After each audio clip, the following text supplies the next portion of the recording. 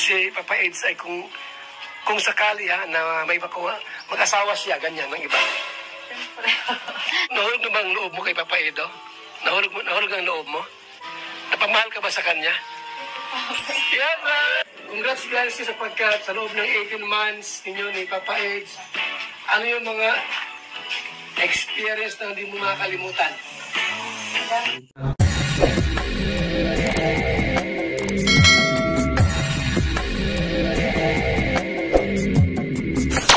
What's up mga takay, mga idol, mga alingap, welcome back. This is my YouTube channel, Katangay PLC, sa magpapalang araw mga idol, mga alingap. Good morning, good afternoon, at good evening. Alright mga takay, kung di ka pa nakasubscribe sa YouTube channel ng Ama Nakali, kay Kuya Bal Santos Matubang, isubscribe natin, panoorin natin, like and share natin, andun skip ads. At kaya Tina, kung di ka pa nakasubscribe, subscribe ka na, panoorin natin, like and share natin, andun skip ads. At kay Kalingap pa na, kung di ka pa nakasubscribe, subscribe natin, panoorin natin, like and share natin, andun skip ads. At kay Kalingap Ido, yan dito sa EDC tayo mag-reaction guys. At dito sa pag-interview ni Kuya Bal kay Biancy, dito nga ay napamahal na siya kay Kalingap Ido at napaamin. Hindi ka pa nakasubscribe kay Tikram, yan, nag-reaction din ako dyan kay Kabisnes. At hindi ka pa nakasubscribe sa aking munting YouTube channel, mag-subscribe ka na para update ka sa mga upload reaction mga ganito. At hindi ka pa follow sa Facebook at may PLC 2.0, follow ka na para update ka sa mga upload reaction. So alright mga tayo mga idol, may video clips nga ako na interview ni Kuya Bal si Biancy, at dito nga ay napaamin at nabuking ni Kuya Bal. At dito samahan nyo ko at gawa natin ng reaction mga idol, na para mga idol. Sasaktan ka ba pag si Papa Eds ay kung sakali na may mag-asawa siya, ganyan, ng iba? Nahulog na ba ang loob mo kay Papa Edo? Nahulog ang loob mo? Napamahal ka ba sa kanya? Yan ba? Congrats sapagkat sa loob ng 18 months ninyo ni Papa Eds, ano yung mga experience na hindi mo makakalimutan? Interview ni Kuya Bal dito mga idol, mga alingap, ay 18 mansari nila. So 18 mansari, happy 18 mansari sa kay Kalingap Ido at Biancy at sa EDC mga supporters, di ba mga idol? Ngayon shoutout sa iyo dyan natin. Grabe, dami na po ang mga experience. Pag-scout, mga ganun. Pag-scout, isa na po sa mga bagay po na hindi makakalimutan, yung pagsama niyo sa mga scout. Anong klaseng scout yun, Bibi Biancy, yung di ko makalimutan? May holding hands magkasama yan? Meron ba yung mga... ay hindi makalimutan ni Biancy yung pag-scout nila. So pag-interview ni Kuya Bal ay parang klaseng pag-scout yung na-holding hands. Dito natin nakikita kay Biancy na sobrang sayang nga, di ba mga idol, mga alingap. Yes! Grabe, totoo sila mga kaibigan. Madalas po bagay na daan, syempre po, inakalayan. Bilang gentleman, di ba? So sa loob ng 18 months, maliban doon sa pag-scout, ano yung tagpo talaga na hindi mo mawala? Kahit halimbawa na lang, sakali man si Papa Edo ay mag-abroad, tapos tumagal siya dyan, halimbawa lang naman yan. Ano yung mga bagay na di mo siya makakalimutan na baka iyakan mo pa? Alam mo yung, pinapatagitan mo ang engineer. Ano yun dyan sa yung mga bagay na talagang sadyang di mo makakalimutan? Yung po, yung pagiging niya. Pagiging caring. Grabe. Halimbawa, yung siya ba malaming ba si Papa Edo? Malambing ba? O isang tao walang pakialam? Sa'yo, sa palagay mo, anong mas si Papa Edo ba ay malambing or parang walang pakialam? Minsan po yun. Gusto walang pakialam, no? Ay. Ay, normal naman yun sa lalaki. Hindi nakahali. Diba? Pero, okay naman si Papa Edo. 18 months ninyo ni Papa Ed. Anong mensahe mo, Biancy, sa loob ng 18 months ninyo ni Papa Edo? Mensahe na gusto ko sa kanya magpasalamat kasi hindi po siya nagsasama. Yun, tuloy-tuloy po yung yung samahan namin. Talagang wala pong nakasira pa. Maganda, no? Balitaan mo yung nangyari sa Tanjoy? Balitaan mo yun? Okay. Anong mensahe mo kay Papa Edo tungkol doon sa ganon? Yun po, kung may sakaling gusto ko po maging siya. Maging totoo po siya sa akin. Magsabi ko siya kung dumating po sa point na na po siya. Mga kapag-asawa? Sabihin po niya.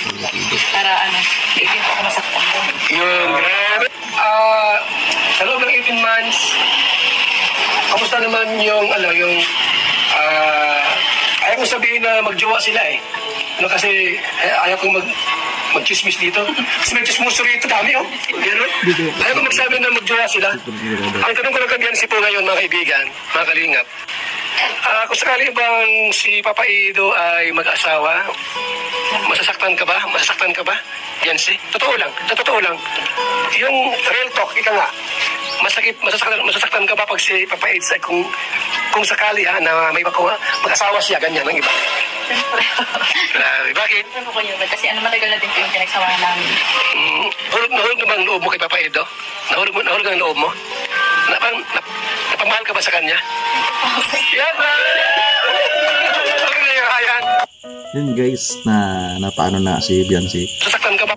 Paano na si Biancy kaya napamahal na nga. Napaamin dito ni Kuya Bal sa 18 months sa rin nila. So dito ni-reveal lahat ni Biancy kung ano ba si Kalingap Ido sa kanya at kung mag-ano man karoon na nangyari din mga idol mga guys na nagsabi lang si Kalingap Ido kay Biancy, di ba mga idol mga guys. Pero di ako makamove on dito guys na napamahal na si Kalingap Ids kay Biancy. So dito kinilig si Kuya Bal. Grabe. So hindi naman inaano ni Kuya Bal na ano pa sila kasi may marites doon. So lang yun pag-good vibes ni Kuya Bal. So at least mga guys, maraming natuwa dito na mga supporters, mga buzzer na ganito nga ang Itzy Israel. At dito malalim na rin, sabi nga ni Biancy, mababa na rin talaga pinagsamahan nila. So si Biancy na talaga na nanginayang kapag yung kanilang ni Kalingap Ido, di ba? So dito, so mahaba na video to guys. So butong-buto naman yung magulang ni Biancy, yung nanay niya. So hindi pa na-interview ni Kuya Bal yung tatay ni Biancy mga idol. Pero kung naman nag-interview doon ay butong-buto naman tatay ni Biancy kay Kalingap Ido. Tapos may vlogs naman si Kuya Bal sa nanay ni Kalingap Ido ay butong-buto naman siya kay Biancy, di ba mga idol mga guys. So grabe sa mga supporters ng Itzy ito, solid ito guys na pag-interview ni Kuya Bal kay Biancy. Although magbukas muna daw si Biancy sa pag-aral, di ba mga idol. So naman yan, may vlogs yan, i-reactionan ko rin yung pangalawang interview ni Kuya Bal kay Kalingap Ido. So wala naman problema daw kay Kalingap Ido sa pag-aaral. So tutulungan naman siya ni Kalingap Ido mga idol mga guys. Totoo yan mga idol mga guys, wala naman problema sa pag-aaral. So dito mga guys, so mga baba pa ito maraming kabang-abang dito sa Itzy na interview ni Kuya Bal, di ba? So guys, yung video na yan sa YouTube channel ni Kuya Bal yan, trending yan mga guys. So grabe, dagdag pag-asa sa mga supporters ng Itzy na talagang solid ang yung pagsagot ni Biancy ay talaga alam naman natin na iniingatan niya yung nila pagsamaan o magbanding sila ni Kalingap Ids, di ba mga idol mga guys. So naunawaan din ni Biancy na may vlog siya sa main channel ni Kalingap Rab, di ba, na busy si Kalingap Ids ng mga beneficiary. So nagpasensyahan sila kapag hindi sila makapag-message, di ba mga idol mga guys. Nandoon yung sa vlogs ni Kalingap Rab, di pa na reaction na yan guys. So grabe itong interview ni Kuya Bal, talaga excited dami na excited dito pag interview ni Kuya Bal kay Biancy at kay Kalingap Ids at sa pamilya ni Biancy at sa mama ni Kalingap Ido. So alright mga guys, share reaction ko dyan ang pagpaamin at pag-booking ni Kuya Bal kay Biancy sa Itzy, di ba mga idol mga guys. Pakibisita na lang original video sa YouTube channel ni Kuya Bal. Like, i-share natin nandun is kay Ads at kay Atin. Kung hindi pa subscribe natin, panoorin natin. Like, i-share natin nandun is kay Ads at kay Kalingap Rab. Hindi ka subscribe natin, panoorin natin. Like, i-share natin nandun is kay Ads ay Kalingap Ido at kay Tikram at kay Business Official at sa munting YouTube channel ko. Hindi ka pa nakasubscribe, mag-subscribe yan para update ka sa mga upload reaction kagaya nito. At i-pins ko kata may PLC 2.0. Nagpalo ka na para update ka sa mga upload reaction. So alright mga guys, maraming salamat po sa aking reaction. Pasensya nyo na yung background ko. At maraming salamat at see you sa next reaction ko at lagi tayong mag-ingat mga idol mga guys. Lagi tayong mag-ingat. At see you sa next reaction. Bye bye, thank you and just bye, thank you.